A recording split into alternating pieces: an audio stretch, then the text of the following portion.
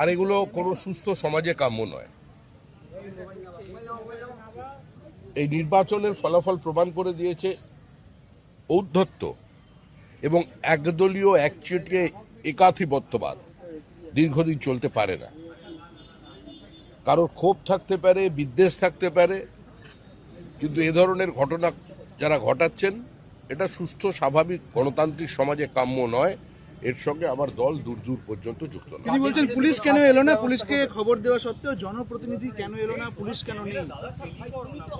সেটা কেন নেই পুলিশ, সে তো আমি বলতে পারি না, আমি তো দলের প্রতিনিধি।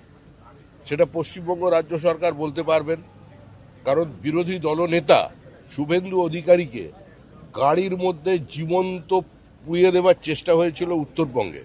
বিরোধী দলনেতাকে সভা সমিতি করবার জন্য 104 বার হাইকোর্টের দরজায় যেতে হয়েছিল।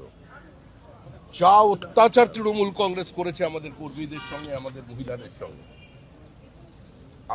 আমরা সংযত আছে ছিলাম বলেই আজকে তৃণমূল কংগ্রেস অক্ষত আছে।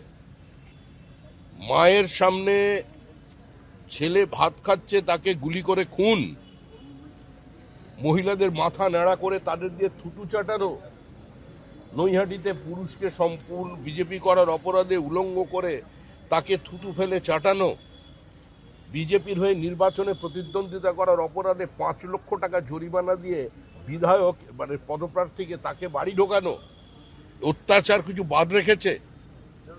সন্তোষ ট্রফি খেলা একজন ফুটবলার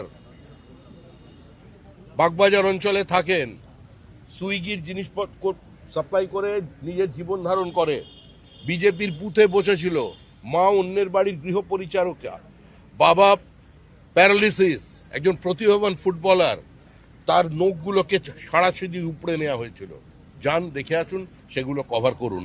তারপরে যে তৃণমূল কংগ্রেসের এই বিধায়ক আর মন্ত্রীগুলো অক্ষত আছে না, এটাই হচ্ছে বিজেপির কারণে আছে। আমাদের জায়গায় অন্য কেউ থাকলে, যদি তৃণমূল থাকতো, আজকের ক্ষমতায় আসতো, আজকে এখানে আমি দাঁড়িয়ে থাকতাম না, আমার 500 কর্মী খুন হয়ে যেত। আর যদি কংগ্রেস বা সিপিআইএম হতো, তাহলে আজকে যিনি বলেছেন বিবৃতি দেওয়ার অবস্থায় থাকতেন না, অনেক আগেই লিঞ্চিং এর শিকার হয়ে যেত। যে অত্যাচার দক্ষিণ 24 পরগনায় হয়েছে, 3টে সভাপতির গাড়ি ভাঙা হয়েছে,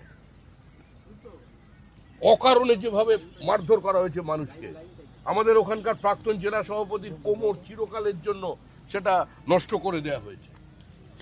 রূপা গাঙ্গুলি আমাদের দলের তখন মহিলা শাখার সভানেত্রী ছিলেন, কি করা হয়েছিল রূপা গাঙ্গুলির সঙ্গে দক্ষিণ 24 পরগনায়? ডায়মন্ড মডেল প্রচার করতে এলেন না কেন? ফলতায় যে নির্বাচন হলো, প্রচার নেই কেন? কোথায় ডিজে, কোথায় রবীন্দ্রসঙ্গীত? এসব আর রাজনীতিতে চলবে না।